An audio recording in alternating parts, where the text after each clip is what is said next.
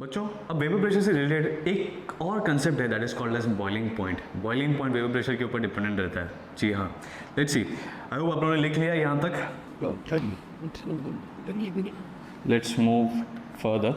ये सब भी लिख लिया होगा आपने। हम अब बॉइलिंग पॉइंट के बारे में देखने वाले हैं ना। ओके, और इसको भी हटा दिया। ठीक। अब डेफिनेटली वेपर प्रेशर, अब बॉइलिंग पॉइंट तो क्या होता है कि यार ओपन कंटेनर में हम लोग करते हैं, ठीक है, बट बॉइलिंग पॉइंट के लिए एक्सपेरिमेंट जो भी है वो हम लोग ओपन कंटेनर में कंसिडर करते हैं। और क्यों कंसिडर करते हैं वो भी मैं बताता हूँ। दैट इज, देखिए ओपन कंटेनर है, ठीक है, डेफिनेटली मैं गैस लिक्विड के इक्विलिब्रियम की बात नहीं कर रहा हूँ यहाँ पे, मैं वेपर प्रेशर का एप्लीकेशन की बात कर रहा हूँ, बराबर, क्योंकि मैंने आपको वेपर प्रेशर एक्सप्लेन किया तो वेपर प्रेशर का एप्लीकेशन भी हम लोग तुरंत सीख लेते हैं ना।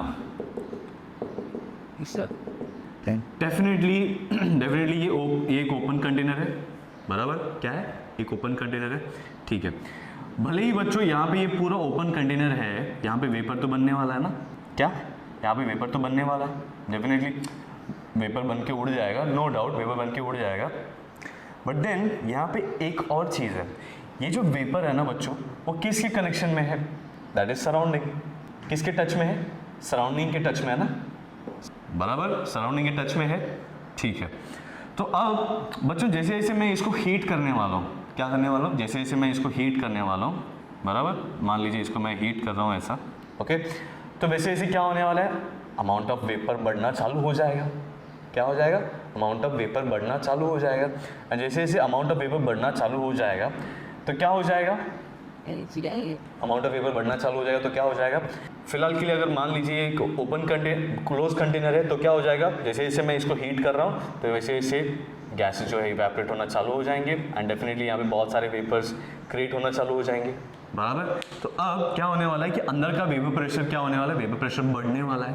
क्या होने वाला है, वेपर प्रेशर बढ़ने वाला है। तो वेपर प्रेशर बढ़ते बढ़ते बढ़ते बढ़ते जब वो एटमॉस्फेरिक प्रेशर के बराबर हो जाएगा, यहाँ पे मैं लिख देता हूँ the temperature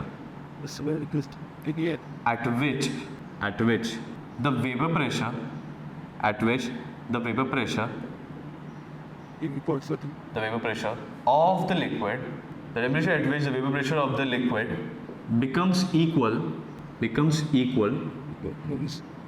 to atmospheric pressure, is called as boiling point। आई बात समझ में?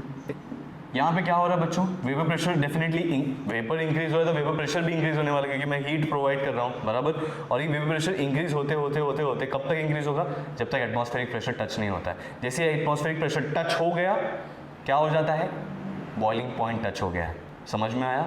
जब लिक्विड का वेपर प्रेशर जो है वो एटमॉस्फेरिक प्रेशर को टच हो जाता है या एटमॉस्फेरिक प्रेशर के बराबर हो जाता है तो उस टेम्परेचर को हम लोग बोल देते हैं बॉइलिंग पॉइंट। आई बात समझ में? बस इतना सही कंसेप्ट था। ओके, सो अगर मैं आपसे पूछूं कि यार बॉइलिंग पॉइंट ऑफ कोई भी लिक्विड कितना होगा, आपके दिमाग में आता है 100 degree Celsius, but no, 100 degree Celsius is the boiling point of water का बॉइलिंग पॉइंट की बात कर रहा हूँ। एक और सवाल ये चीज़ आता है कि क्या हर लिक्विड का वेपर प्रेशर जो है सेम होता है क्या? नहीं, हर लिक्विड का वेपर प्रेशर अलग अलग होता है। हर लिक्विड का वेपर प्रेशर क्या होता है, अलग अलग होता है, ठीक है। So that is the reason. यहाँ पे क्या हुआ है मैं आपको बताता हूँ। चाहिए तो स्क्रीन पॉज करके आप बॉइलिंग पॉइंट का डेफिनेशन लिख सकते हो, ठीक है। ओके, नाउ यहाँ पे अगर मान लो दो अलग अलग लिक्विड है, कौन से दो अलग अलग लिक्विड है, लेट्स से एक जगह पे है इथाइल अल्कोहल एंड दूसरा मैं कंसिडर करता हूँ वाटर। क्या? दूसरा मैं कंसिडर करता हूँ वाटर, ठीक है। एंड ठीक है, इसका अगर मैं 25 डिग्री सेल्सियस की बात करूँ, 25 डिग्री सेल्सियस, तो 25 डिग्री सेल्सियस पे दोनों का जो वेपर प्रेशर होने वाला है, लेट्स से, ठीक है, मतलब मैं एग्जैक्ट वैल्यू तो नहीं बता रहा हूँ, बट लेट्स से इसका होता है कुछ 50 mm ऑफ Hg एंड इसका है somewhere about 150 mm of Hg। कितना? 150 mm ऑफ Hg, ठीक है। तो जिसका भी वेपर प्रेशर ज़्यादा रहेगा, ये मैंने वेपर प्रेशर बताया, तो जिसका भी वेपर प्रेशर ज़्यादा रहेगा वो ज़्यादा वॉलेटाइल होगा। क्या होगा? वो ज़्यादा वॉलेटाइल होगा, मतलब वो ज़्यादा इवेपोरेट होने की टेंडेंसी रखेगा, बराबर। तो अब बच्चों डेफिनेटली मैं जब टेम्परेचर इंक्रीज कर रहा हूँ तो इनका वेपर प्रेशर इंक्रीज होने वाला है। 150 का 200 होगा, 200 का 250 होगा, जैसे जैसे मैं टेम्परेचर राइज करूँगा 50 का 100 होगा, 100 का 150 होगा, बराबर, ठीक है। तो बच्चों एटमॉस्फेरिक प्रेशर, जब ये वेपर प्रेशर, लिक्विड का वेपर प्रेशर जो है एटमॉस्फेरिक प्रेशर टच हो जाएगा, उस टेम्परेचर पे हम लोग बोल देते हैं कि बॉइलिंग पॉइंट आ चुका है, बराबर। तो बच्चों atmospheric pressure in terms of mm of Hg होता है 760 mm of Hg, 760 mm of Hg, ठीक है। एंड अगर एटमॉस्फेयर की बात करूँ तो एटमॉस्फेरिक प्रेशर 1 atm होता है। एटमॉस्फेरिक प्रेशर याद रखेंगे आप लोग, एटमॉस्फेरिक प्रेशर जो होता है it is equal to 1 atmosphere, ठीक है। मतलब this is just a measure of measuring pressure, ठीक है। 1 एटमॉस्फेयर होता है। एंड वहीं पे अगर mm ऑफ Hg की टर्म से बात करो then that is 760 mm of Hg, कितना 760 mm ऑफ Hg, बराबर, ओके। तो अगर रूम टेम्परेचर पे इन दोनों का वेपर प्रेशर इतना है, तो आप मुझे एक बात बताइए, कौन पहले 760 को टच होगा? कॉमन सेंस वाली बात है यार, यहाँ पे ऑलरेडी इसको हेड स्टार्ट मिल चुका है, तो डेफिनेटली एथाइल अल्कोहल जो है 760 mm जल्दी टच होगा।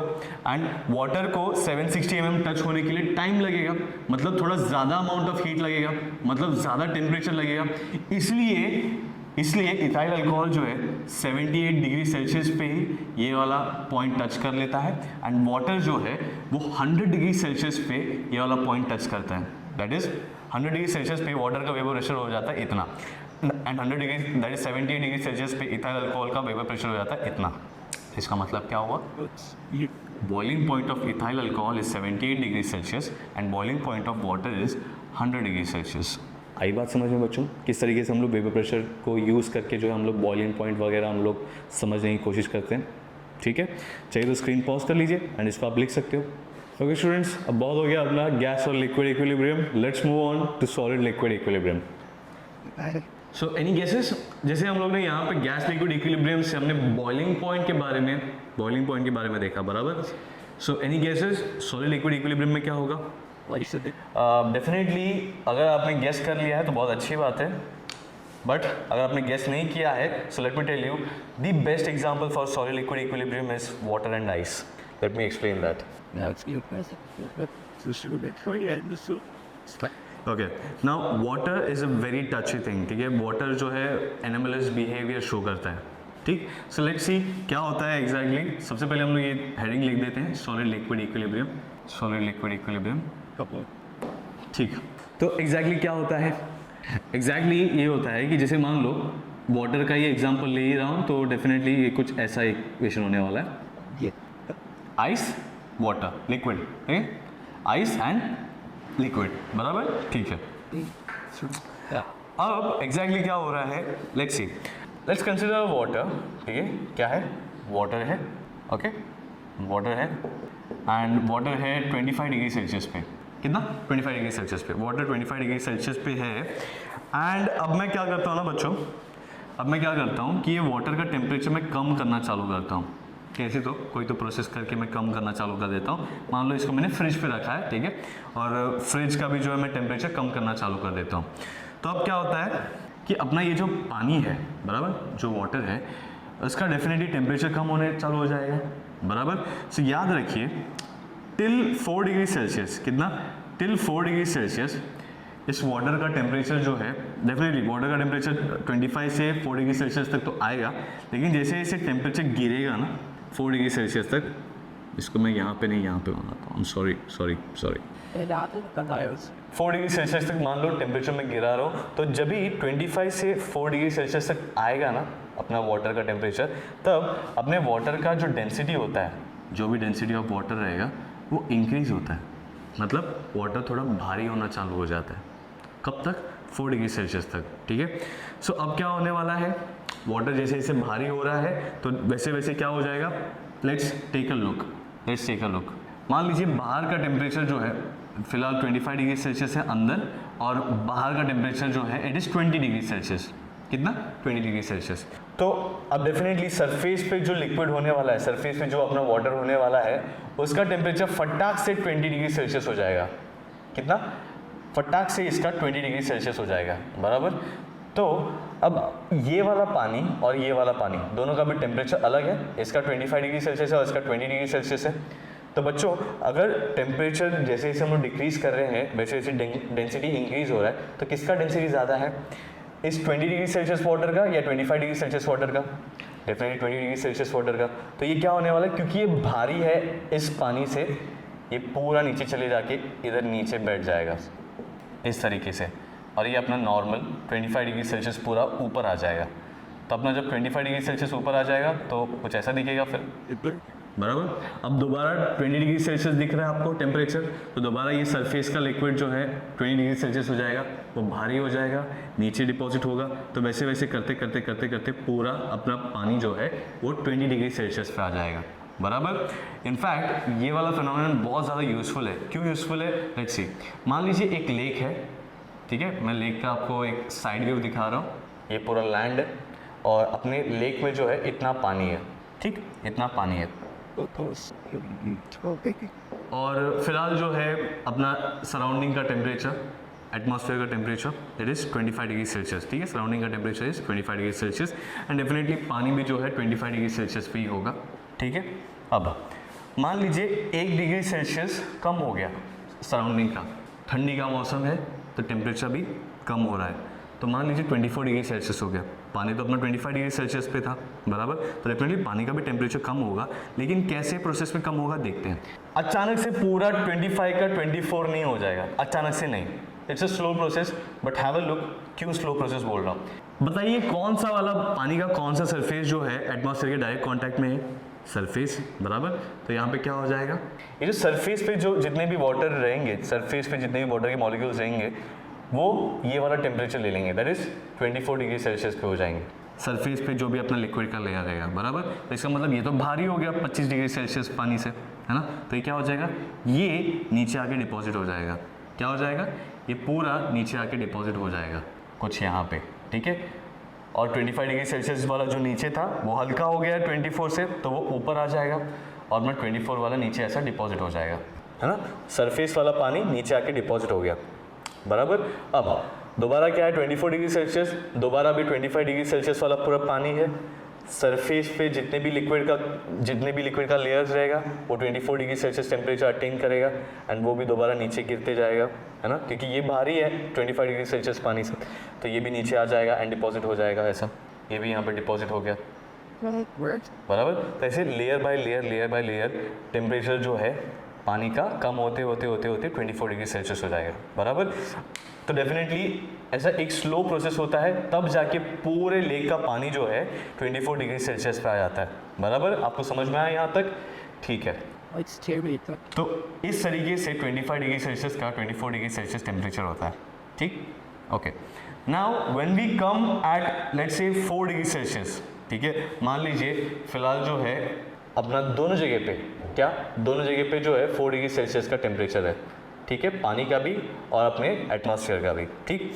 अब अगर टेम्परेचर 4 डिग्री सेल्सियस से कम जा रहा है, पानी का टेम्परेचर अगर 4 डिग्री सेल्सियस से कम हो रहा है, तो बच्चों 4 डिग्री के नीचे अगर टेम्परेचर जा रहे हो ना, ठीक है, 4 डिग्री के नीचे जितना भी -2, -3, -10 जितना भी, वहाँ पे क्या होने वाला है ना, डेंसिटी ऑफ वाटर कम होने वाला है। यहाँ पे क्या हुआ, 25 से जब आप 4 आए थे, है ना, 4 डिग्री सेल्सियस तक डेंसिटी ऑफ वाटर इंक्रीज होने वाला है एंड 4 के नीचे अगर आप गए तो वाटर का डेंसिटी कम होता है।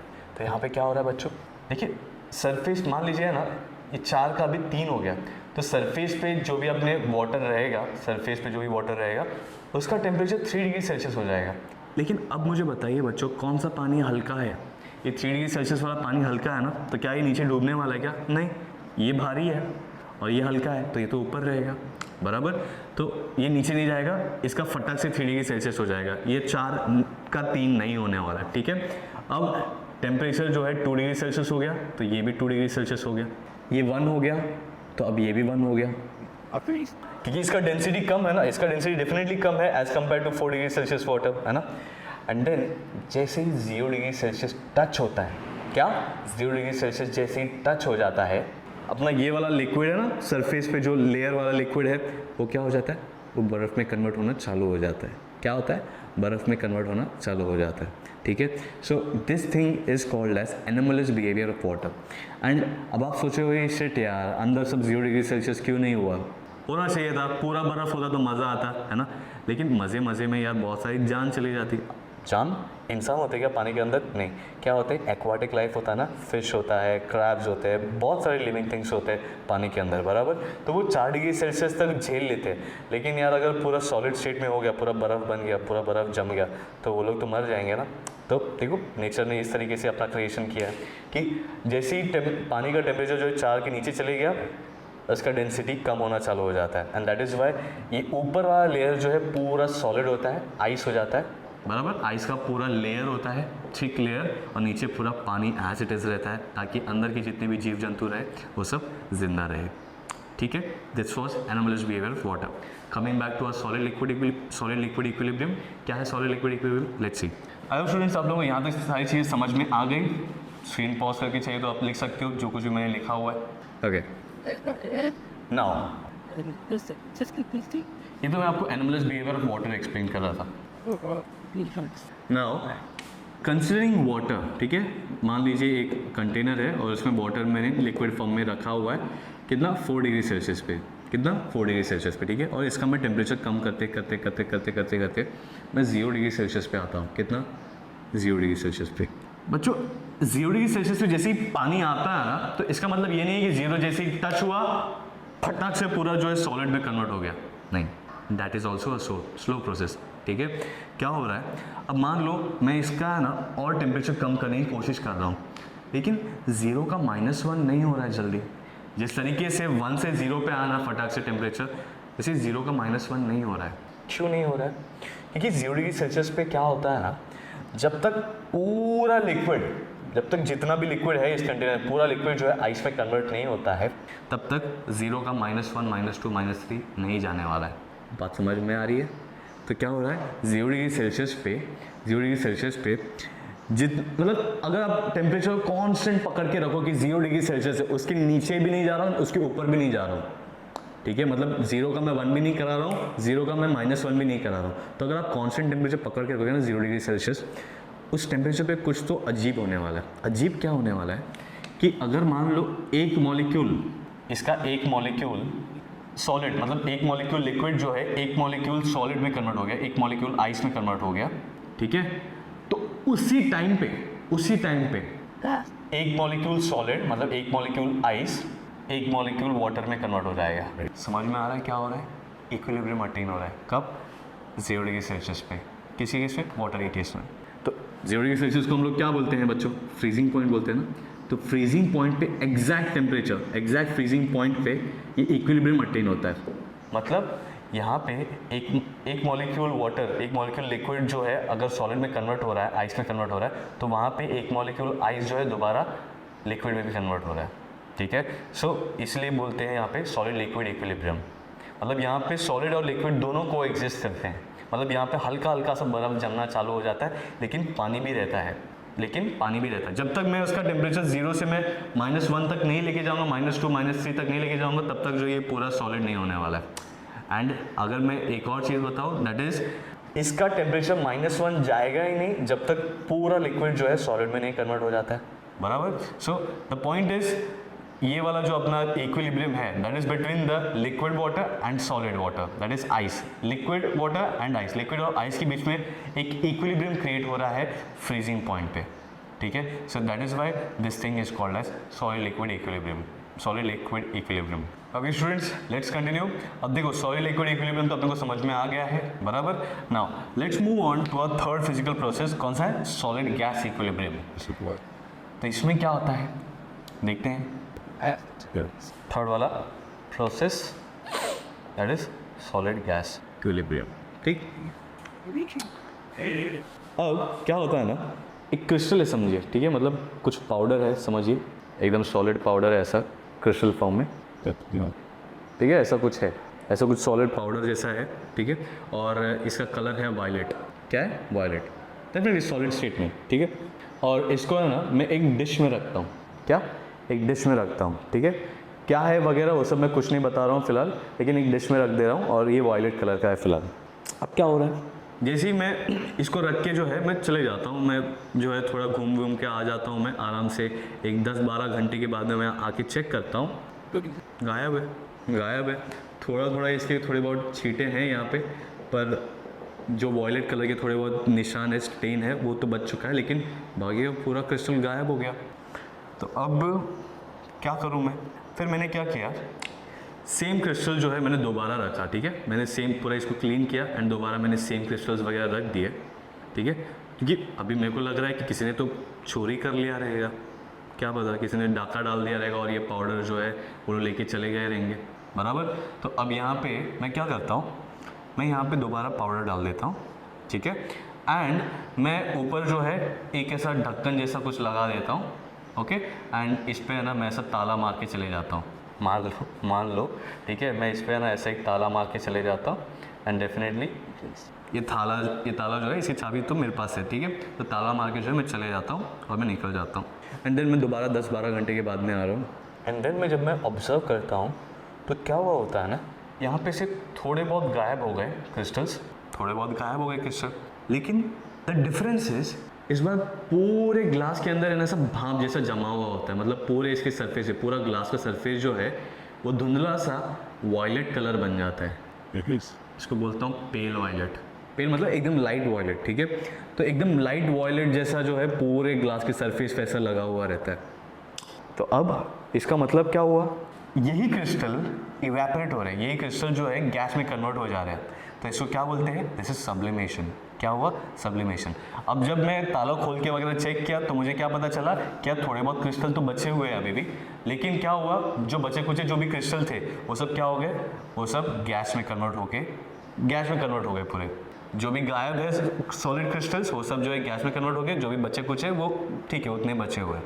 तो इसका मतलब क्या हुआ, यहाँ पे ये जो क्रिस्टल है वो सब्लिमेट हो रहा है, क्या हो रहा है, सब्लिमेट हो रहा है, ठीक है। सो अब ये वाला ये वाला क्रिस्टल कौन सा था, ये वाला क्रिस्टल है आयोडीन का क्रिस्टल, कौन सा, आयोडीन का क्रिस्टल जो सॉलिड फेज में, और ये जो भाप जो जमा हुआ है वो सब क्या है, they are nothing but I2 gas, iodine gas. तो ये एक रिवर्सिबल रिएक्शन है। क्यों रिवर्सिबल रिएक्शन है, पहली तो बात मैंने इसको क्लोज किया था, है ना, ताला वाला मार के एकदम टाइट मैंने बंद करके गया था, तो डेफिनेटली ये क्या है, ये क्लोज वेसल है, तो एस्केप करने की कोई गुंजाइश नहीं थी, बराबर। तो डेफिनेटली ये एक रिवर्सिबल रिएक्शन होने वाला है। प्लस रिवर्सिबल रिएक्शन का एक और सबूत ये है कि यार इस बार सारे क्रिस्टल्स गायब नहीं हुए थे, थोड़े बहुत क्रिस्टल्स ऐसे ही बचे हुए थे, बराबर। तो इसका मतलब अपना रिएक्टेंट थोड़ा बचा था एंड डेफिनेटली प्रोडक्ट भी था, रिएक्टेंट भी था, प्रोडक्ट भी था, मतलब इक्विलिब्रियम अटेन हो गया रहेगा, बराबर। सो इस टाइप के इक्विलिब्रियम को हम लोग बोलते हैं सॉलिड गैस इक्विलिब्रियम, जहाँ पे अपना सॉलिड और गैस के बीच में एक इक्विलिब्रियम फेज क्रिएट हो रहा है। यहाँ पे कोई भी केमिकल चेंज वगैरह अभी तक हम लोगों ने कोई भी रिएक्शन में नहीं देखा, बराबर।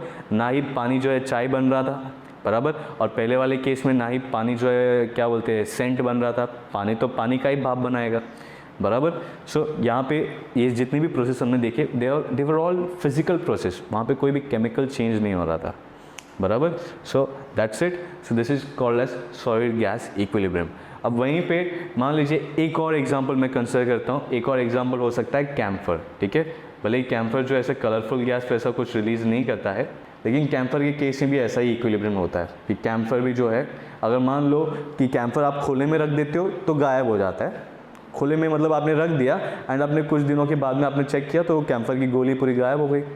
अब वहीं पे अगर उसी कैम्फर को आपने किसी कंटेनर के अंदर रखा हुआ है, एयर टाइट कंटेनर के अंदर, तो वो कैम्फर जो है थोड़ा बहुत कम हो जाएगा, लेकिन बचा हुआ कैम्फर जो है एज इट इज रहेगा। तो ऐसा क्यों हो रहा है, क्योंकि वो इक्विलिब्रियम अटेन कर रहा है क्लोज कंटेनर के अंदर, इसलिए।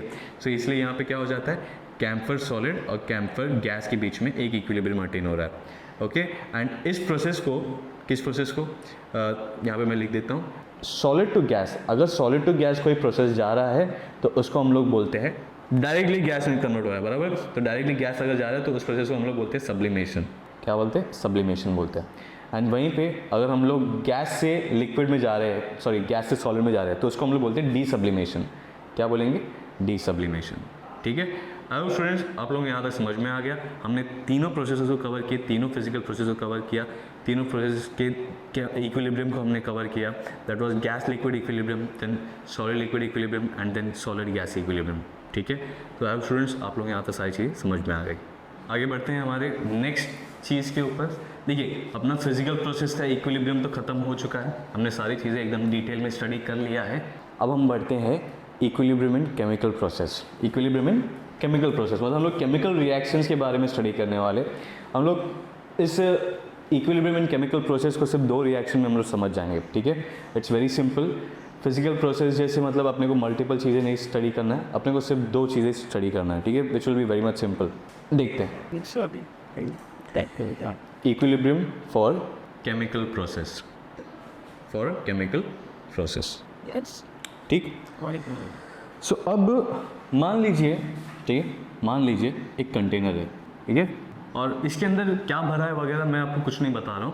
कंटेनर है, कांच का कंटेनर है, ट्रांसपेरेंट है, इसके अंदर क्या है वो सब दिख रहा है, लेकिन इसके अंदर कुछ भी तो नहीं है, कुछ भी नहीं है, ठीक। देन अब मान लीजिए एक और कंटेनर है, ठीक है, एक और कंटेनर है, और इस कंटेनर का जो है कुछ तो कलर है, ओके, ऐसा कुछ तो कलर है, और इस कलर का नाम है रेडिश ब्राउन, ओके। मेरे पास रेडिश ब्राउन कलर का मार्कर नहीं है, तो ये रेडिश ब्राउन कलर है और ये कलरलेस है, ठीक है, कलरलेस, ओके। तो डेफिनेटली दोनों में भी जो है, दोनों में भी कुछ अलग अलग चीज़ें ही होंगी, बराबर। तब जाके इस कंटेनर के अंदर एक है ना रेडिश ब्राउन कलर का गैस दिख रहा है, क्या दिख रहा है, रेडिश ब्राउन का गैस दिख रहा है, दिख के आ रहा है अपने को, और यहाँ पे तो गैस कलरलेस है, तो डेफिनेटली यहाँ पे कुछ नहीं है, ठीक है। गैस है, मैं आपको हिंट दे देता हूँ, यहाँ पे भी गैस है, यहाँ पे भी गैस है, लेकिन ये यहाँ पे कलरलेस गैस है एंड यहाँ पे रेडिश ब्राउन गैस है, बराबर। तो आपके दिमाग में आ रहा होगा सर तो यहाँ पे हवा रहेगा, नो, नॉट नेसेसरी। सिर्फ एयर कलरलेस नहीं होता, ऐसे बहुत सारे गैसेस होते हैं जो कलरलेस होते हैं, ओके। नाउ अब मैं आपको बताता हूँ कि एग्जैक्टली इसके अंदर कौन सा गैस है। दैट इज N2O4 गैस है, क्या है, N2O4, that is dinitrogen tetroxide, ठीक है। एंड यहाँ पे कौन सा गैस है, यहाँ पर है NO2 गैस। NO2 गैस जो है वो रेडिश ब्राउन कलर का होता है, क्या होता है, NO2 गैस जो है रेडिश ब्राउन कलर का होता है, ठीक। इसमें कंप्लीटली N2O4 है, इसमें कंप्लीटली NO2 है, ठीक है, ऑल राइट। अब मान लीजिए मैं क्या करता हूँ ना बच्चों, इसको है ना मैं हीट करता हूँ, क्या करता हूँ, हीट करता हूँ। हीट को हम लोग ट्रायंगल से रिप्रेजेंट करते हैं, तो मैं इसको क्या कर रहा हूँ, मैं हीट करता हूँ, ठीक है। तो इसको हीट करने पे क्या हो जाता है ना, सेम कंटेनर को हम लोग ऑब्जर्व कर रहे हैं, बट देन मैं आपको बता रहा हूँ यहाँ पे कि इस कंटेनर को जैसे ही मैं हीट करता हूँ तो इस कंटेनर का कलर जो है हल्का सा लाइट रेडिश ब्राउन हो जाता है, लाइट रेडिश ब्राउन, मतलब ये तो एकदम डार्क है, ओके, लेकिन ये जो है कलरलेस से हल्का सा लाइट रेडिश ब्राउन हुआ है, ठीक, हल्का सा लाइट रेडिश ब्राउन हुआ है, ठीक है। तो ये ऐसा क्यों हुआ, ऐसा क्यों हुआ, इसका एक्सप्लेनेशन है, ओके, इसका एक्सप्लेनेशन है। और एक और बात याद रखिए, मैंने इसको जो है हीट किया एक पर्टिकुलर टेम्परेचर तक, ठीक है, लेट्स से वो टेम्परेचर है let's say 50 degree Celsius, okay, I am just saying, ठीक है। तो एट 50 डिग्री सेल्सियस, और 50 डिग्री सेल्सियस अगर मैंने टेम्परेचर एकदम कांस्टेंट मेंटेन करके रखा है तो मेरा ये लाइट रेडिश ब्राउन कलर जो है वो चेंज भी नहीं हो रहा है, ओके, ये कलरलेस भी नहीं हो रहा है और इसका कलर जो है और ज़्यादा डार्क भी नहीं हो रहा है, constant light reddish brown colour है एट 50 डिग्री सेल्सियस। अगर टेम्परेचर कम करूँगा तो डेफिनेटली ये कलरलेस में कन्वर्ट हो जाएगा, ओके। सो जस्ट अंडरस्टैंड, अब यहाँ पे क्या हुआ, मैंने हीट किया तो लाइट रेडिश ब्राउन हो गया, तो इसको मैं बोल सकता हूँ कि यहाँ पे एक रिएक्शन हो रहा है, क्या हो रहा है, एक रिएक्शन हो रहा है। N2O4 को जब आप हीट करते हो ना बच्चों, और डेफिनेटली क्लोज कंटेनर है तो रिवर्सिबल एरो तो आने वाला है, ठीक। जब आप इसको हीट करते हो तो NO2 गैस बनता है, क्या बनता है, NO2 गैस। तो इसका मतलब यहाँ पे जो कलरलेस गैस था वो केमिकली चेंज होके NO2 गैस में कन्वर्ट हो जा रहा था पार्शियली, क्योंकि रिवर्सिबल रिएक्शन है, रिवर्सिबल रिएक्शन में कभी भी कंप्लीट चेंज होता है क्या, कभी भी कंप्लीट चेंज नहीं होता है ना, कंप्लीट रिएक्शन होता है, कभी भी रिवर्सिबल रिएक्शन में कंप्लीट रिएक्शन होता है नहीं होता है, इनकम्प्लीट रिएक्शन होता है। सो दैट इज वाई यहाँ पे क्या हुआ, लाइट रेडिश ब्राउन हुआ। अगर मान लो ये पूरा का पूरा, मतलब ये रिवर्सिबल नहीं, ये इरिवर्सिबल रिएक्शन है, अगर मान लो ऐसा कुछ रिएक्शन होता तो आपको क्या लगता है कि यहाँ पे लाइट रेडिश ब्राउन रहता क्या, नहीं, पूरा का पूरा रेडिश ब्राउन बन जाता। तो अगर इरिवर्सिबल रिएक्शन होता तो ये सीधा जो है कलरलेस से डार्क रेडिश ब्राउन बन जाता, लेकिन ये रिवर्सिबल रिएक्शन है क्या, सॉरी इरिवर्सिबल रिएक्शन है क्या, नहीं, क्यों, क्योंकि क्लोज कंटेनर में हो रहा है ना रिएक्शन, तो ये एक रिवर्सिबल रिएक्शन है। So that is why this is not correct, this is correct, reversible arrow डालना सही रहेगा। बात समझ में आप लोगों को, क्यों लाइट रेडिश ब्राउन कलर बन रहा है, बराबर। सो यहाँ पे हो गया, ये एक केमिकल रिएक्शन है, आपको दिखाई दे रहा है यहाँ पे कुछ भलता ही कंपाउंड है एंड यहाँ पे भी कुछ अलग ही कंपाउंड है। भले ही एलिमेंट्स वगैरह सेम रहे, नाइट्रोजन ऑक्सीजन का कंपाउंड है, यहाँ पे भी नाइट्रोजन ऑक्सीजन का कंपाउंड है, but the compounds are different, the compounds are different. ठीक है, सो डेफिनेटली अगर कंपाउंड का कंपोजिशन चेंज हो रहा है तो मतलब ये एक केमिकल रिएक्शन है and not a physical reaction. Physical reaction कब होता? जब दोनों जगह पे कंपाउंड सेम रहता, बस फेज में डिफरेंस आता है ना। यहाँ पे तो फेज सेम है लेकिन कंपाउंड क्या हो रहा है, कंपाउंड चेंज हो रहा है। So this is of which type? This is of chemical process type. ठीक है, ये कौन सा रिएक्शन है? ये केमिकल रिएक्शन है। ठीक है, आई होप स्टूडेंट्स आप लोगों को समझ में आया। Now coming to the other part, यहाँ पे क्या किया मैंने, तो हीट किया, कलरलेस गैस को मैंने हीट किया। अब मान लीजिए मैं इस reddish brown that is NO2 को मैं ठंडा करता हूँ। क्या करता हूँ? मैं इसको आइस बाथ देता हूँ। क्या देता हूँ? Ice bath. मतलब मान लो एक बर्फ़ का पूरा कंटेनर है, ठीक है, मतलब पूरा छोटा छोटा बर्फ़ के क्यूब्स है उसमें, उस कंटेनर में, एंड उसमें मैंने इस ग्लास मतलब इस पूरे कंटेनर को, कांच के कंटेनर को उठा के उसके अंदर रख दिया। तो अब क्या होगा? कांच का कंटेनर तो अभी ठंडा होना चालू हो जाएगा, तो मतलब ये कूलिंग प्रोसेस चालू हुआ। और जैसे ही कूलिंग प्रोसेस होते मैं एक टेम्परेचर पे मेंटेन रखता हूँ। क्या रखता हूँ? मैं एक टेम्परेचर पे मेंटेन रखता हूँ। तो जैसे ही मैं एक टेम्परेचर पे मेंटेन रखता हूँ तो ये जो डार्क रेडिश ब्राउन है ना, वो लाइट रेडिश ब्राउन में कन्वर्ट हो रहा है। तो इसका मतलब क्या हुआ? NO2 का कुछ हिस्सा N2O4 में कन्वर्ट हो गया। तो इसके लिए रिएक्शन कैसे लिखूँ? इसके लिए रिएक्शन मैं ऐसे लिखता हूँ।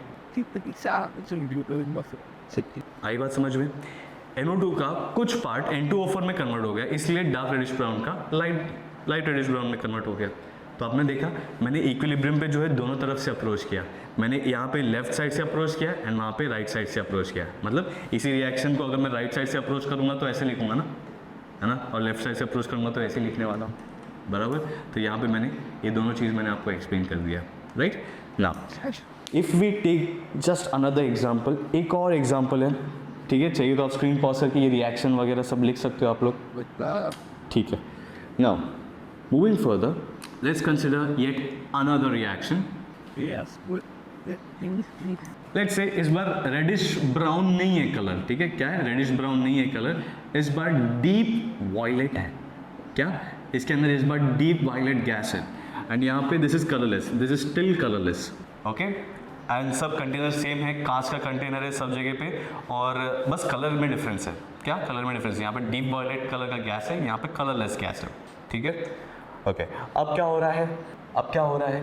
अब जब मैं डीप वायलेट, यहाँ पे जो भी अपना गैस रहेगा, ठीक है, उसको अगर मैं हीट करता हूँ, क्या करता हूँ? जब मैं उसको हीट करता हूँ तो वो हीट करने की वजह से एक टेम्परेचर पे मेंटेन करता हूँ। क्या? एक टेम्परेचर पे मैं मेंटेन करता हूँ और वो कुछ ऐसा कलर लाता है। कौन सा colour? This is light violet. क्या? Light violet, okay. एंड जब तक मैं टेम्परेचर कांस्टेंट मेंटेन करके रख रहा हूँ, अपना लाइट वायलेट का कलरलेस नहीं होने वाला है, ठीक है। तो इसका मतलब क्या हुआ? इक्विलिब्रियम अटेन हुआ है। क्या हो रहा है? इक्विलिब्रियम अटेन हुआ है। नाउ लेट मी रिवील कौन से गैसेस है। बच्चों ये जो डीप वायलेट जहाँ पे लिखा हुआ है ना, यहाँ पे दो गैसेस है, नो डाउट। यहाँ पे क्या है? दो गैसेस है, ठीक है। H2 है, let me right it clearly, यहाँ पर H2 गैस भी है, ओके। H2 गैस कलरलेस होता है, लेकिन इसके साथ I2 गैस भी है। I2 गैस का कलर होता है डीप वायलेट। क्या होता है? I2 गैस का कलर होता है deep violet. Now because of this I2 gas का presence, the colour is deep violet, okay. Now when I heat it, क्या? व्हेन आई हीट इट, जब मैं इसको हीट कर रहा हूँ तो क्या हो जा रहा है बच्चों? एक रिएक्शन हो रहा है। कौन सा रिएक्शन हो रहा है? H2 plus I2 react with each other to give Hi, hydrogen iodide, okay, that is hydrogen iodide, okay। कुछ ऐसा रिएक्शन मिल रहा है यहाँ पे इस केस में, ठीक। सो दैट इज वाई यहाँ पे क्या हुआ, क्योंकि हाइड्रोजन आयोडाइड बन रहा है, हाइड्रोजन आयोडाइड जो है कलरलेस होता है। क्या होता है? कलरलेस होता है। तो इसलिए यहाँ पे क्या हुआ? डीप वायलेट का लाइट वायलेट हो गया, क्योंकि कुछ हिस्सा जो है H2I2 तो है ही, लेकिन कुछ हिस्सा जो है HI भी बन गया। तो इसका मतलब आपको हिंट पता चल गया। यहाँ पे कौन सा गैस था? यहाँ पे HI गैस है। कौन सा गैस है? HI गैस है, और HI गैस है इसलिए यहाँ पे कलरलेस है, ठीक है। अब मान लो HI गैस को मैं ठंडा कर रहा हूँ। क्या कर रहा हूँ? ठंडा कर रहा हूँ, कूलिंग कर रहा हूँ। अगर इसको मैं ठंडा कर रहा हूँ तो क्या हो रहा है? कलरलेस का लाइट वायलेट कलर आ रहा है। और अगर मैं इसका टेम्परेचर मेंटेन कर रहा हूँ 50 डिग्री सेल्सियस, तो क्या हो जा रहा है, जब मैं इसको ठंडा करके जो है लाइट वायलेट पे ला रहा हूँ और 50 डिग्री सेल्सियस पे मैं टेम्परेचर पे मेंटेन करके रख रहा हूँ, तो लाइट वायलेट कलर बन रहा है, कलरलेस है लाइट वायलेट। तो इसका मतलब यहाँ पे भी एक इक्विलिब्रियम अटेन हुआ है, ये लाइट वायलेट जो है कलर चेंज नहीं हो रहा है। इक्विलिब्रियम पे हमने देखा था ना, कुछ पैरामीटर्स इक्विलिब्रियम पे चेंज नहीं होते, उसमें से एक कलर भी था, तो यहाँ पे कलर चेंज नहीं हो रहा है, मतलब इक्विलिब्रियम अटेन हुआ है। लेकिन वहाँ से यहाँ पे आया तो ये वाला रिएक्शन था, तो इसके लिए कौन सा रिएक्शन होगा, थोड़ा अलग रिएक्शन रहेगा। कौन सा? This will be starting from HI, बराबर, स्टार्टिंग फ्रॉम HI कुछ ऐसा रिएक्शन हो जाएगा। आई बात समझ में, बराबर। तो इससे पहले वाले रिएक्शन में भी सेम फंडा था और यहाँ पे भी सेम फंडा था। And definitely these are what, these are chemical reactions. क्यों केमिकल रिएक्शन? आप देखो लेफ्ट हैंड साइड में क्या है, लेफ्ट हैंड साइड में कुछ कंपाउंड है, राइट हैंड साइड में क्या है, कुछ एलिमेंट्स है, हाइड्रोजन एलिमेंट है एंड आयोडीन एलिमेंट है। यहाँ पे क्या है, यहाँ पे भी सेम चीज़, बराबर। प्रोडक्ट और रिएक्टेंट में सेम चीज़ें नहीं है, प्रोडक्ट और रिएक्टेंट में क्या है, अलग अलग चीज़ें हैं। मतलब यहाँ पे कंपाउंड है एंड यहाँ पे एलिमेंट्स है, यहाँ पे भी कंपाउंड है, यहाँ पे एलिमेंट्स है, बराबर। सो that is why it's a chemical process और अ केमिकल रिएक्शन। ठीक है, आई होप स्टूडेंट्स आप लोगों को यहाँ तक सारी चीज़ें समझ में आ गई।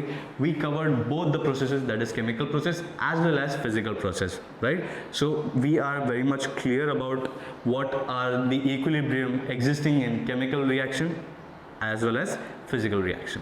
ठीक है स्टूडेंट्स, अभी तक तो हम लोगों ने रेट ऑफ रिएक्शन वगैरह ये सब कुछ भी हम लोगों ने समझा ही नहीं, बराबर। हमने अभी तक क्या किया है, हमने अभी तक सिर्फ ये चीज़ देखा कि at equilibrium rate of forward reaction becomes equal to rate of backward reaction. हमने अभी तक ये तो चीज़ देखा है, लेकिन एग्जैक्टली रेट का कोई इक्वेशन बन सकता है क्या? डेफिनेटली। एक चैप्टर आने वाला है बच्चों 12th स्टैंडर्ड में, जिसका नाम है केमिकल काइनेटिक्स, जिसका नाम है केमिकल काइनेटिक्स। और इस केमिकल काइनेटिक्स के पूरे चैप्टर में we are going to study about rate of reaction, we are going to study about speed of the reaction. Rate मतलब स्पीड, ठीक है, कि रिएक्शन कितने तेजी से आगे बढ़ता है, रिएक्शन कितने तेजी से कंप्लीट होता है, that is what is speed. Okay, now considering chemical kinetics, फिलहाल तो हम लोग केमिकल काइनेटिक्स को टच नहीं करने वाले, लेकिन उसका एक कंसेप्ट है that is called as law of mass action. हम लोग लॉ ऑफ मास एक्शन देखते हैं एंड हम लोग कुछ चीज़ें देखते हैं जो इक्विलिब्रियम से जुड़ी हुई होंगी लॉ ऑफ मास एक्शन से। ठीक है, let's see. The name of the topic is law of mass action and there is something called as equilibrium constant, जो हम लोग इस चैप्टर के न्यूमेरिकल्स में ओवर यूज कर देंगे, मतलब बहुत ज़्यादा यूज करने वाले इक्विलिब्रियम कांस्टेंट का concept. Okay, so we are going to derive a value of a constant, मतलब हम लोग एक कांस्टेंट का वैल्यू कैसे डिराइव करेंगे, टू बी प्रिसाइज बोल सकता हूँ मैं। ठीक है, क्योंकि हर रिएक्शन के लिए इक्विलिब्रियम कांस्टेंट का वैल्यू, इक्विलिब्रियम कांस्टेंट का फॉर्मेट अलग अलग होगा, सब जगह भी सेम फॉर्मूला नहीं लगेगा। ठीक है, but the principles will remain the same for finding the equilibrium constant. We'll have a look over it. ठीक है, now first speaking about law of mass action, consider a reaction. एक reaction को consider कीजिए। मान लीजिए कि एक reversible reaction है कुछ इस फॉर्म में, A moles of A, B moles of B reacts to give C moles of C and D moles of D. ठीक है, एंड सबका कुछ ना कुछ फेज है, फिलहाल मैं फेज वगैरह से कुछ लेना देना नहीं रख रहा हूँ मैं। ठीक है, सो लेट्स से सबका जो है फेज जो है सॉलिड ही है। ठीक है, सबका फेज सॉलिड है। ओके, अब बच्चों देखो रिएक्शन देखिए तो आपको समझ में आ गया है कि यार ये तो रिवर्सिबल रिएक्शन है, फॉरवर्ड में भी जाने वाला है, मतलब यहाँ से यहाँ भी जाने वाला है एंड बैकवर्ड में भी जाने वाला है, that is from this side to this side, है ना। ये सारी चीज़ें तो अपने को क्लिक हो जाता है रिएक्शन देख के, क्योंकि यही सारी चीज़ें हम लोगों ने अभी तक कवर किया है ना। So now if I speak about forward reaction, कौन सा फॉरवर्ड रिएक्शन, तो फॉरवर्ड रिएक्शन के लिए फॉर फॉरवर्ड रिएक्शन, या मैं इसको यहाँ पे भी लिखता हूँ, फॉर फॉरवर्ड रिएक्शन अगर मैं एक rate of the forward reaction के रिलेटेड में अगर कुछ लिखूँ तो कुछ ऐसा होगा। For forward reaction rate is directly proportional, ठीक है, rate is directly proportional to the concentration of the reactants का मल्टीप्लिकेशन। ठीक है, इसको हम लोग ऐसे रीड करते हैं, स्क्वायर ब्रैकेट्स को कहाँ लिखूँ मैं यहाँ पे कहीं लिख देता हूँ, स्क्वायर ब्रैकेट्स को हम लोग ऐसे रीड करते हैं, this is read as concentration concentration of, ठीक है। ऐसा मत बोलना कि square brackets of A square brackets of B, नहीं, ये स्क्वायर ब्रैकेट कोई भी स्क्वायर ब्रैकेट नहीं है, हम लोग यहाँ पे सर्कुलर ब्रैकेट या कर्ली ब्रैकेट्स नहीं डाल सकते, ठीक है। It's necessary that we put square brackets over here because square brackets को हम लोग रीड करते हैं कॉन्सेंट्रेशन ऑफ, क्योंकि ये हाईली एक्सेप्टेड नोटेशन है, दैट इज वाई, ठीक ना। If you consider forward reaction, तो फॉरवर्ड रिएक्शन के लिए रिएक्टेंट कौन है भाई, ये, ओके। याद रखिए रेट ऑफ रिएक्शन हमेशा रिएक्टेंट के ऊपर डिपेंड करता है, क्या, रेट ऑफ रिएक्शन हमेशा रिएक्टेंट के ऊपर डिपेंड करता है। सो दैट इज व्हाई यहाँ पे क्या हो रहा है, मैं लिख रहा हूँ रेट, है ना, for forward reaction rate is directly proportional to concentration of A to the power A and then into concentration of B to the power B, okay. A और बी क्या है, इनके स्टोइकियोमेट्रिक कोएफिशिएंट्स, बराबर, ठीक है। सो अब यहाँ पे this is for the rate of forward reaction, बराबर। अब आप देख पा रहे हो यार यहाँ पे प्रोपोर्शनलिटी साइन भी डाला हुआ है। अब मैं नहीं चाहता हूँ कि यार प्रोपोर्शनलिटी साइन रहे एंड एक प्रॉपर इक्वेशन बने, ये तो सिर्फ एक रिलेशन है, मैं चाहता हूँ कि एक इक्वेशन बने। तो अगर मुझे एक इक्वेशन बनाना है तो मैं कुछ ऐसे लिखता हूँ, दिस इज रेट, मैं पूरा लिख देता हूँ चाहिए तो, रेट इज इक्वल टू, है ना, इक्वल टू साइन डाल दिया क्योंकि अभी मैं इक्वेशन चाहता हूँ, इक्वल टू साइन डाल दिया एंड प्रोपोर्शनलिटी साइन हटाने के लिए एक प्रोपोर्शनलिटी कांस्टेंट डाल दिया, एंड क्योंकि ये फॉरवर्ड रिएक्शन है तो मैंने के एफ लिख दिया, एफ फॉर फॉरवर्ड, एंड बाकी सारी चीज़ें एज इट इज रहेंगी इस तरीके से, ठीक है। Is that clear? This is law of mass action. Law of mass action बोलता है कि यार rate of the reaction depends on the concentration of the reactants at every instant, at every instant, ठीक है। नाउ ये तो अपना forward reaction के लिए हो गया, चलिए देखते हैं बैकवर्ड रिएक्शन के लिए क्या होगा फिर। आई डोंट थिंक सो अपने को बैकवर्ड रिएक्शन के लिए भी मतलब ऐसा कुछ लिखना पड़ेगा, मैं स्ट्रेट अवे लिख सकता हूँ, बट स्टिल पूरा ए टू जेड कर ही लेते हैं ना। नाउ अब अगर मैं बैकवर्ड रिएक्शन की बात करूँ, बैकवर्ड रिएक्शन की, तो बैकवर्ड रिएक्शन के लिए रिएक्टेंट कौन हो जाएगा, of course C and D, ये सी एंड डी से ही बैकवर्ड रिएक्शन स्टार्ट होगा ना, so that is why C and D become what, reactant. तो फॉर बैकवर्ड रिएक्शन अगर मैं रेट की बात करूं तो ये कितना हो जाएगा बच्चों, definitely is going to directly proportional to concentration of C to the power C into concentration of D to the power D. बच्चों एक और चीज़ मैं बताना चाहता हूँ, इन दोनों के बीच में कभी भी प्लस साइन मत डालना, ऐसा प्लस साइन मत डालना, गलत है, ठीक है, because it is multiplication, alright, याद रखिएगा आप यहाँ पे प्लस साइन मत डालिए, गलत हो जाएगा। Now speaking further, definitely proportionally sign मुझे हटाना है और मुझे एक इक्वेशन क्रिएट करना है, so that is equal to डाल देता हूँ and then proportionality constant K B डाल देता हूँ, B stands for backward, and बाकी सारी चीज़ें तो एज इट इज रहेंगी, ओके। सो ये दोनों रेट्स आ गए, रेट ऑफ फॉरवर्ड रिएक्शन भी दिख गया, रेट ऑफ बैकवर्ड रिएक्शन भी हो गया, बराबर, ओके। अच्छा कुछ याद आ रहा है आप लोगों को, rate of forward reaction, rate of backward reaction, ये टर्म से आपको इक्विलिब्रियम वाला बात याद आ रहा है क्या? इक्विलिब्रियम पे क्या होता है बच्चों, पहली तो बात, कोई भी रिएक्टेंट या कोई भी प्रोडक्ट जो है कंप्लीटली जीरो नहीं होता है, मतलब उसका कॉन्सेंट्रेशन कुछ ना कुछ तो बचा होता है, चाहे वो रिएक्टेंट रहे चाहे वो प्रोडक्ट रहे, ओके। एंड किसी का भी कॉन्सेंट्रेशन चेंज भी नहीं होता है ना, देखने के लिए अपने को लगता है कि यार किसी का कॉन्सेंट्रेशन चेंज भी नहीं हो रहा है, बराबर। Then the third one and the most important one, what is that? That is rate of forward reaction becomes equal to rate of backward reaction, बराबर। चलिए अभी हम लोग उसी को कंसिडर करते हैं at equilibrium rate of forward reaction, definitely at equilibrium कौन से रिएक्शन में, रिवर्सिबल या इरिवर्सिबल, रिवर्सिबल, इरिवर्सिबल रिएक्शन कभी भी इक्विलिब्रियम नहीं अटेन होता है, बराबर। So rate of forward reaction becomes equal to rate of backward reaction is equal to rate of backward reaction, ठीक, बराबर। यही तो चीज़ हम लोग देखते हुए आए हैं कि इक्विलिब्रियम के बारे में हमने कैरेक्टरिस्टिक्स वगैरह पढ़ा, इक्विलिब्रियम के बारे में पढ़ा, तो यही तो चीज़ हम लोग देखते हुए आए। लेकिन इस बार हम लोग क्या करने वाले हैं, सिर्फ हम लोग नॉर्मल प्योर वर्ड्स नहीं लिखने वाले, हम लोग प्योर इक्वेशन लिखने वाले हैं, ठीक। So what is the forward rate of forward reaction, ये चीज़ है, बराबर। So rate of forward reaction को मैं कुछ ऐसा लिख देता हूँ, K F into concentration of A to the power A into concentration of B to the power B, बराबर। एज इट इज मैंने यहाँ पे लिख दिया है, यही चीज़ मैंने यहाँ पे लिख दिया, right. Now going to the next part, what is rate of forward reaction equal to rate of backward reaction. So rate of backward reaction कहाँ है, रेट ऑफ बैकवर्ड रिएक्शन यहाँ पे, एज इट इज छाप दो यहाँ पे, ये क्या हो जाएगा, k b into concentration of C to the power C into concentration of D to the power D. Simple, आ गया यहाँ तक, बराबर, ठीक है। लेकिन क्या निकालना था अपने को, क्या मैंने तो कुछ बताया नहीं क्या निकालना है। हम लोग बच्चों यहाँ पे इक्विलिब्रियम कांस्टेंट की तरफ बढ़ रहे हैं, ठीक है। हमने स्टार्ट किया था लॉ ऑफ मास एक्शन से, जहाँ पे हम लोग रेट ऑफ द रिएक्शन और concentration, rate of the reaction and concentration of the reactant, इनके बीच में हम लोग जो है एक रिलेशन निकाल रहे थे using law of mass action, right. तो सिमिलरली उसको यूज़ करते हम लोग जो है यहाँ तक पहुँच गए, बराबर। अब मान लीजिए कि KB को मैं यहाँ पे लेके आ जाता हूँ, तो KB को अगर मैं यहाँ पे लेके आ गया तो क्या बन गया, कुछ ऐसा बन गया, बराबर। अब मान लीजिए मैं ये दोनों प्रोपोर्शनलिटी कांस्टेंट को आइसोलेट करता हूँ एंड ये कॉन्सेंट्रेशंस को एक साइड कर देता हूँ, तो ये क्या हो जाएगा, therefore KF upon KB is equal to concentration of C to the power C into concentration of D to the power D upon concentration of A to the power A into concentration of B to the power B, कुछ इस तरीके से, बराबर। आप देखिए यहाँ पे कहीं भी प्लस साइन नहीं डाला हूँ, प्लस साइन डालने की जरूरत मत रखना, ठीक है। So this is what is the point is, because अगर आपने प्लस साइन डाल दिया ना बच्चों तो यार सेंस ही नहीं बनता है ना।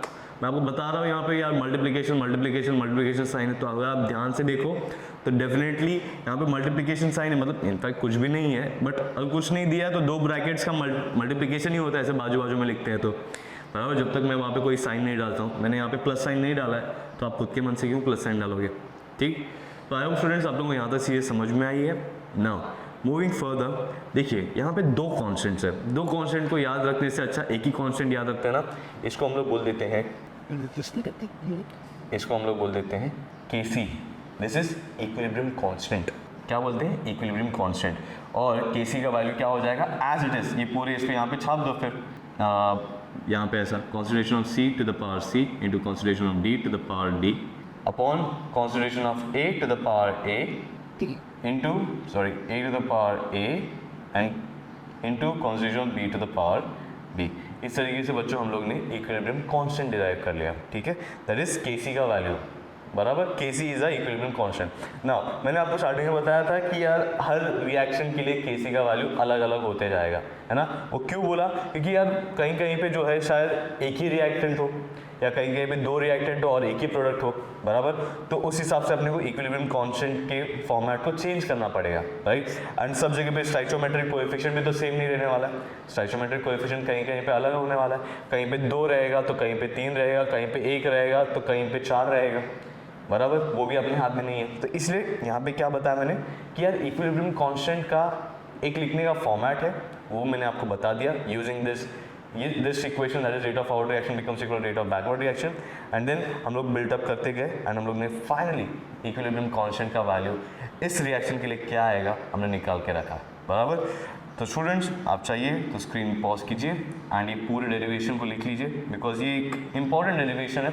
अगर मान लो आप कभी भूल गए कि यार concentration of A into concentration of B आएगा, मतलब concentration of A into concentration B upon, मतलब इसका उल्टा आएगा या यही आएगा, मतलब स्टूडेंट्स कंफ्यूज होते हैं कि sir concentration of reactant upon concentration of product आएगा KC के लिए, या इसका उल्टा आएगा, मतलब या ये आएगा, इन दोनों में कंफ्यूज होते हैं, बराबर। तो इसलिए अच्छी आदत ये रहेगा कि आप ये पूरा डेरिवेशन जो है याद रखो, सिंपल डेरिवेशन, कुछ भी मतलब एकदम क्या होता है इंटीग्रेशन डिफरेंशिएशन वगैरह कुछ भी नहीं लगा है। तो अगर ये आप डेरिवेशन जो है अच्छे से याद रख लोगे तो आप इसमें कभी कंफ्यूज भी होगे ना, तो आप ऑन द स्पॉट डिराइव करके आप निकाल सकते हो कि यार एग्जैक्टली KC का वैल्यू क्या आता है करके, okay, for this particular reaction. Alright, screen pause कीजिए एंड इसको लिख लीजिए।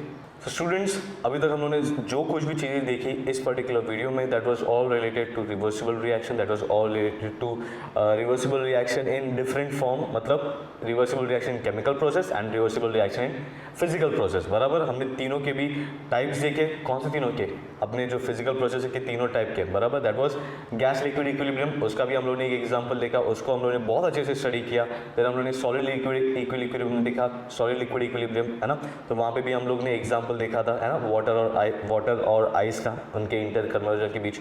Then there was solid and gas का एग्जाम्पल, है ना। And then we studied about chemical processes. Chemical process में हमने देखा कि हाइड्रोजन और आयोडीन वाले रिएक्शन को देखा, एंड देन हम लोग ने N2O4 और NO2 वाले रिएक्शन को देखा, right.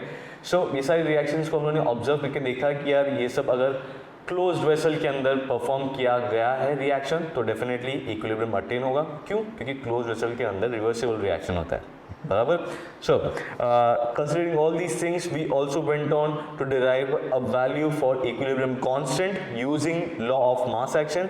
Law of mass action क्या बताता है अपने को? लॉ ऑफ मास एक्शन अपने को ये चीज बताता है कि rate of the reaction is dependent upon the concentration of the reactants, बराबर।